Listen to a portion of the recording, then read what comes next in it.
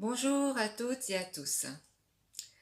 Je vais vous présenter des nouvelles chroniques que j'ai nommées des chroniques de l'âme, donc de ma propre âme, pour vous parler un petit peu de tous ces mondes de l'âme, ces mondes spirituels, de l'hypnose transtemporelle, des sorties hors du corps.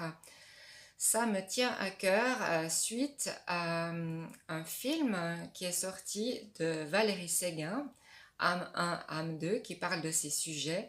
Je vous conseille d'aller les voir si vous pouvez, c'est très intéressant. Par rapport à ma seule expérience, à mon seul vécu, je vais vous partager mon concept, comment je vois les choses. Donc pour moi, l'âme est simplement une expérience spirituelle dans un corps physique. Donc c'est comme si on intègre une voiture terrestre pour notre chemin de vie. On est venu expérimenter certaines choses sur la Terre. Ça peut être retrouver des personnes qu'on a connues pour continuer un bout de chemin ensemble, vivre de nouvelles expériences, réparer des choses. C'est assez vaste, hein, je vous en reparlerai dans d'autres vidéos.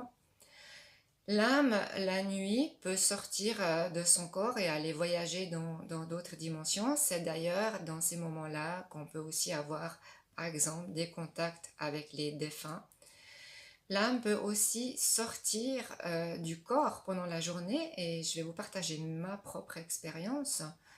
Donc quand j'avais 20 ans, je faisais un temps de méditation, un temps de sophrologie et je me suis retrouvée au plafond de mon studio en étant aspirée par le sommet de ma tête et je voyais mon corps sur la chaise, ce qui était assez perturbant pour moi à l'époque, donc ça date de 40 ans en arrière, c'était pas du tout documenté.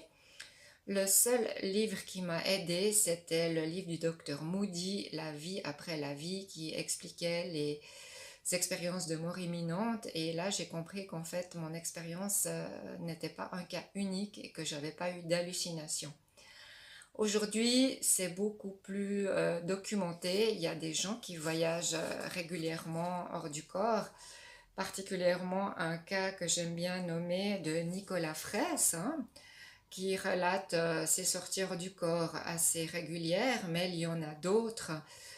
On trouve pas mal de choses dans le commerce. Donc si ça vous intéresse, je vous invite à lire ces livres et puis je continuerai de vous parler de ce domaine-là dans d'autres vidéos. À très vite!